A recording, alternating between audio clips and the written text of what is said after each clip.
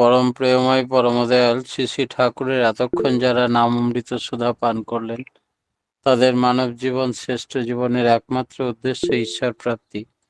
তা যেন এই জীবনেই সফল হয়, এই কাতর প্রার্থনা দয়ালের রাঙারাতুল চরণে। শ্রী শ্রী ঠাকুর বললেন, নাম এবং ধ্যান, এইটার উপরেই পৃথিবীর যা কিছু সব দাঁড়িয়ে আছে। এমনকি মৃত মানুষ বেঁচে যেতে পারে যদি সে অক্ষত বডি হয়, শরীরের অঙ্গ প্রত্যঙ্গগুলো বেরিয়ে না যায়, তবে নাম ধ্যানে অর্ধমৃত বা মৃত মানুষ বেঁচে যেতে পারে।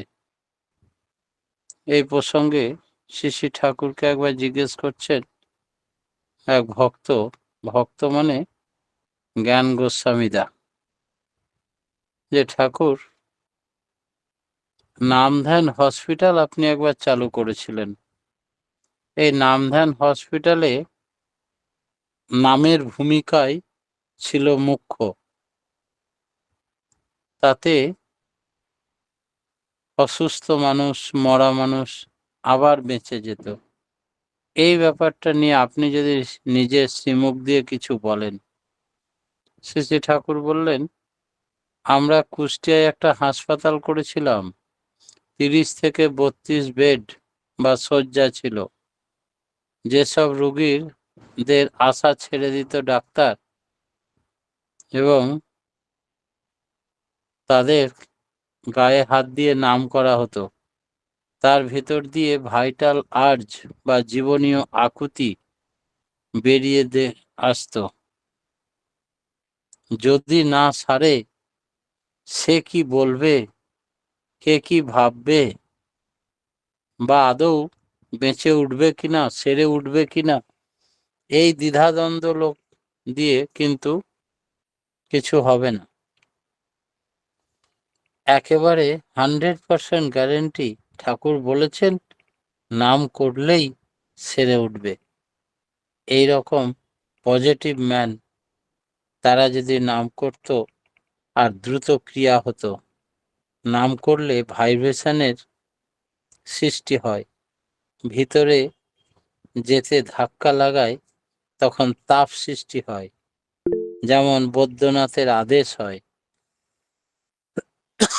আরোগ্যকারী শক্তির আদেশ রোগীকে স্পর্শ করে নাম করলে রোগীও তেমনি ভাইটাল পুশ বা জীবনীয় উদ্দীপনা পায়।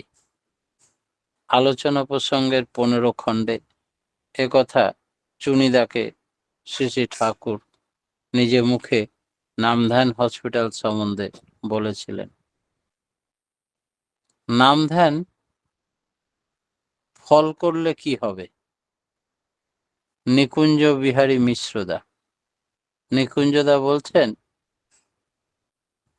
বিরুদ্ধ শক্তি এত প্রবল যে এটা কলিযুগ, এই যুগের প্রভাব। সঙ্গী সাথী বন্ধু বান্ধব সব অসৎ, যাতে করে সব দিক দিয়ে প্রতিকার করতে করতে দুরূহ ব্যাপার হয়ে ওঠে, ক্লান্ত পরিশ্রান্ত। আমি কতক্ষণ পজিটিভ থাকব? তখন নাম ধ্যানে মনই বসতে চায় না, উচ্ছৃঙ্খলা, এবং নিজে যেন অস্থির হয়ে উঠি। এইভাবে যদি নাম ধ্যান ফেল করে যায়, তখন কি হবে ঠাকুর? ঠাকুর বললেন, শাস্ত্রে আর্য ভারতবর্ষের যে পঞ্চবর্ণী বা পঞ্চ অগ্নির কথা বলা আছে সংস্কৃত ভাষায়, তার উপর দাঁড়িয়ে কিছু লোক জোরদারভাবে দানা বেঁধে ওঠে যদি, তবে সেই জীবন্ত দানাই ক্রমশ আরো আরো বিস্তার ও শক্তিমান হয়ে ওঠে, বহু সমস্যার সমাধান হয়ে যায়। তোমাদের সৎসঙ্গের প্রাণ শক্তি অতুলনীয়, অফুরন্ত। যা আছে সেই সঙ্গে আরো কতগুলি দেবদক্ষ কর্মী চাই, যারা সব ছেড়ে ছুড়ে দিয়ে পাগলের মতো নাছোড়বান্দা হয়ে লাগে। অন্য কোনো পৃষ্ঠান রেখে ইষ্টচিন্তা ইষ্টকর্ম লোকহিতকর যজ্ঞ কিছুই হয় না। একমাত্র ধ্যান জ্ঞান ধান্দা তপস্যা যদি ইষ্ট প্রতিষ্ঠা হয়, তাহলে তার সুফল সকলেই পেত। এই পরম প্রাপ্তির অধিকারী হতো তারা এবং পরিবার পরিবেশ পারিপার্শ্বিক প্রত্যেকে। নাম করলে কি উদ্ধার হওয়া যায়? চৈতন্য মহাপ্রভু বলছেন, হরের নাম হরের নাম হরের নামই বা কেবলম কলনাস্তৈব নাস্তৈব জীবের গতির অন্যথা। তাহলে একবার হরিনামে যত পাপ হরে, জীবের সাধ্য নাইক কত অত পাপ করে। যামিনীদা বলছেন, নাম করার কথা শুনি, নাম করলেই কি মানুষ উদ্ধার হবে ঠাকুর? আর কিছু করার দরকার হবে না, শুধু নাম? শ্রী শ্রী ঠাকুর বললেন, দুটো কথা। ওই কোটি জন্ম করে যদি নাম সংকীর্তন, তথাপি না পাই কেহ ব্রজের নন্দন। আবার শাস্ত্রতেই লেখা আছে, একবার হরিনামে যত পাপ হরে, জীবের নাহিক সাধ্য তত পাপ করে। তার মানে শুধু যান্ত্রিকভাবে নাম করলে হবে না, নাম করতে হয় অনুরাগ নিয়ে। নামটা জীবন্ত হয় অনুরাগে। অনুরাগ সম্মিলিত নামে আমাদের সত্তা ইষ্ট ঝোঁকা হয়। ইষ্টের উপরে নেশা যত বাড়ে, ততই মানুষ প্রবৃত্তির ঊর্ধ্বে ওঠে। তাকেই বলা হয় উদ্ধার হওয়া। যা হোক, নামের একটা সুফল আছেই। নাম হচ্ছে ভাইটাল ফোর্স, এনার্জি। আগ্রহ সহকারে ক্রমাগত নাম করতে করতে অনুরাগ জাগে। নাম যেমন করতে হয়, ইষ্টের প্রীতিজনক কর্মও তেমনি করতে হয়। কেষ্টদা বলছেন, ঠাকুর, মানুষ নাম ধ্যান করে, ইষ্টভীতি করে, কিন্তু একটু শব্দজ্যোতি যেই দেখলো তারপরে আর এগোলো না। এর মানে কি?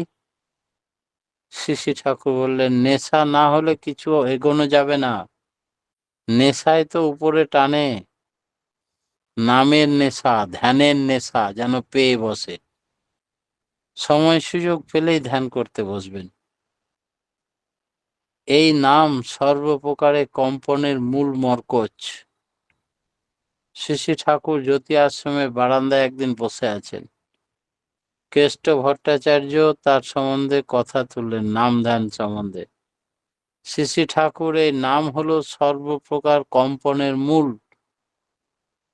এই কম্পন কম্পিত হতে থাকলে যে কোনো কম্পনের মূল কারণে পৌঁছে যাওয়া যায়।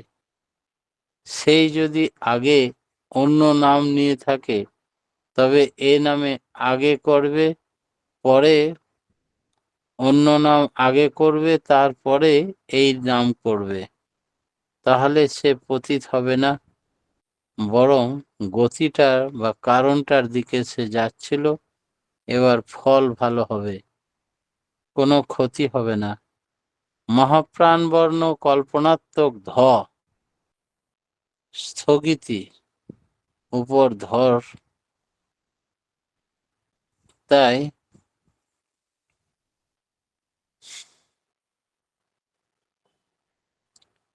জলের উপর ঢিল পড়লে যেমন আপ অ্যান্ড ডাউন মুভমেন্ট হয়, শরীরের উপরে নামে সেই রকমই। যেমন ঘন্টা বাজলে to and fro movement, vibration শব্দ শোনা যায়। প্রথমটা যেন স্বামী, পরেরটা যেন রাধা। নাম যত মনে মনে করা যায়, ততই নার্ভের উপরে চাপ পড়ে আর ভাইব্রেশন কম্পন বেড়ে যায়। তত দুনিয়ার যা কিছু সব টেনে তোলার সুবিধা হয়। নাম স্পন্দনের সূক্ষ্মতম ক্ষুদ্র রূপ, স্থূল রূপ। ওং কথাটা হচ্ছে মূল স্পন্দনের সূক্ষ্মতম স্থূল রূপ। শ্রী শ্রী ঠাকুরের দীক্ষার আগে আমরা প্রত্যেকে হয়তো অনেকেই নাম করতাম। শ্রী শ্রী ঠাকুরমা এই নামের কথা বলতেনই না। কেষ্টদা কখন নাম পেলেন মনে নেই। শ্রী শ্রী ঠাকুর নাম করতাম। ভজনের কথা মনে আছে। পৈতের ঘরে শুয়ে আছি, গেরুয়া কাপড় পরে স্বপ্নের মধ্যে দেখলাম হুজুর মহারাজ আমাকে উঠিয়ে বালিশ ঠেস দিয়ে বসিয়ে ভজনের পদ্ধতি দেখিয়ে দিলেন। সাথে সাথে আরম্ভ হলো নাম ধ্যান। আজ চোঁ চোঁ করে মন টেনে নিল উপরের দিকে। নাম জপ করি, নামের তাৎপর্য যখন সেলগুলো সেই রকম কাঁপতে থাকে, ফাইন থ্রিল, সূক্ষ্ম কম্পন হতে থাকে। এই নাম জপ করলে ওগুলি আপনা আপনি আসে। যেমন বলছি তেমনি। আমি মৌলিক কতকগুলি দিক দেখেছি, আরো কতকগুলি হয় তা বলা যায় না। মোটামুটি আমি হুজুর মহারাজকে কখনো দেখিনি, ছবিতে ছাড়া। কিন্তু যখন স্বপ্নে দেখলাম তখন এত জীবন্ত, গায়ে যেন একটা গন্ধ ছিল, প্রাণ উদ্দীপ্ত করে তুলল। তখন মা ওখানে মনোনীত নাম সেবার নির্দেশ আসলো, তখন মা নাম দিলেন। কিন্তু তার আগে থেকেই ওই করি ওর পরে স্বপ্নের ভজন পাই। যখন ভজন টজন করতাম তখন ওইভাবে মা একেবারে সাহেবের কাছে চিঠি লিখেন। তিনি ভজনের দাদা, আহ ঘুম চলে আসছে। দাদা, স্বপ্নে ভজন পান ঠাকুর। ভজন টজন করতে করতে একবার সরকার সাহেবের কাছে চিঠি লিখলেন। তখন সরকার সাহেব ভজনের আঙ্গুলিগুলো বিন্যাসের অন্যতম শিক্ষা জানিয়েছিলেন, কিন্তু বরাবর স্বপ্নে দেখা করতেন। শ্রী শ্রী ঠাকুরের জীবনে এমনি করেই ভজন দীক্ষা প্রাপ্ত হয়।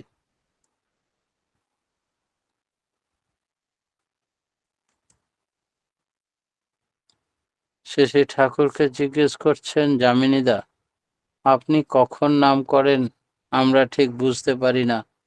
শ্রী শ্রী ঠাকুর বললেন, নাম আমাকে ছাড়ে না। ত্রিসন্ধ্যা যে বলে কালী, পুজো সন্ধ্যা সে কি চায়, সন্ধ্যা তার সন্ধানে ফেরে, কভু সন্ধি নাহি পায়।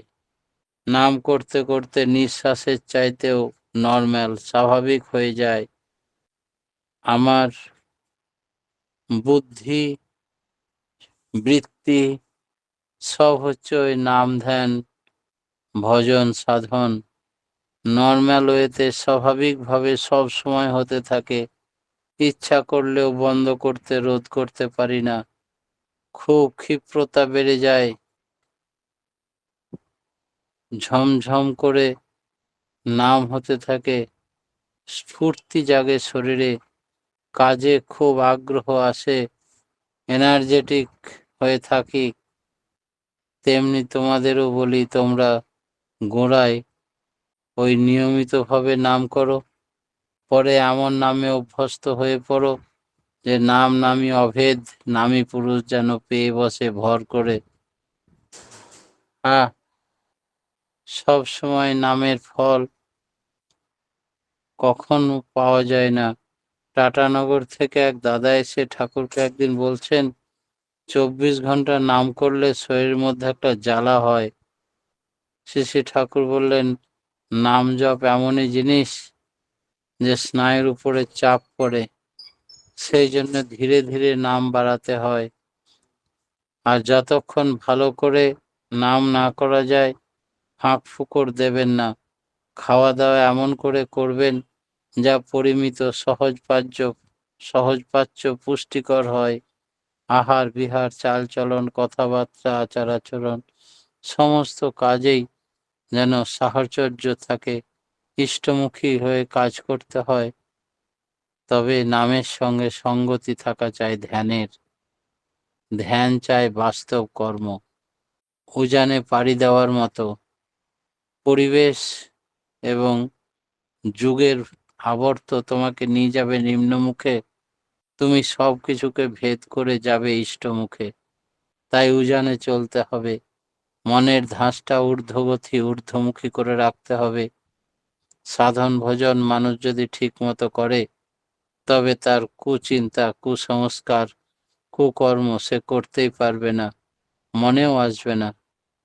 অবশ্য পরম পিতার দিকে মন থাকলে মন নিচু দিকে নামতে চায় না।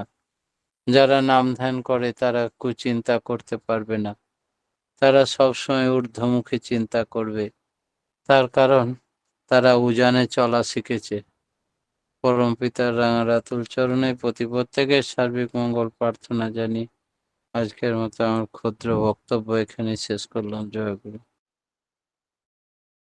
জয় গুরু দাদা, খুব সুন্দর আজকে দাদা আলোচনা রাখলেন। নাম ও ধ্যান পৃথিবীর যা কিছু দাঁড়িয়ে আছে, নাম ধ্যানের মাধ্যমেই তো মানুষও বেঁচে যেতে পারে। নাম ধ্যানে জীবনে আকুতি বেড়ে যায়, নাম ধ্যানে বহু সমস্যার সমাধান হয়ে যায়। ইষ্ট প্রতিষ্ঠাই আমাদের লক্ষ্য হওয়া উচিত। অনুরাগের সহিত নাম করতে হয়, তখনই সত্তার জাগরণ হয়। নাম ধ্যানের সহিত ইষ্টকর্ম করতে হয়। নাম হলো কম্পনের মূল। শ্রী শ্রী ঠাকুর স্বপ্নে নাম পেয়েছিলেন। নাম বললে ক্ষিপ্ত হবে, নাম ও নামই অভেদ। নাম ধীরে ধীরে বাড়াতে হয়, প্রমিত সহজপাচ্য খাবার খেতে হয়, নামের সঙ্গে ধ্যান করতে হয়। সাধন ভজন করলে কুচিন্তা আসতে পারে না। খুব সুন্দর আলোচনা করলেন দাদা, আমরা সম্মিলিত হলাম। পরমপিতা রাঙার আতুল চরণে আপনার, আপনার পরিবার পারিপার্শ্বিকের কামনা করি। সুখে শান্তিতে আনন্দ ভরপুর হয়ে থাকুন, তার এই প্রার্থনা করি আতুল চরণে। দাদা কথা কোনো কাটা কাটা হচ্ছে দিদি। শোনা যাচ্ছে?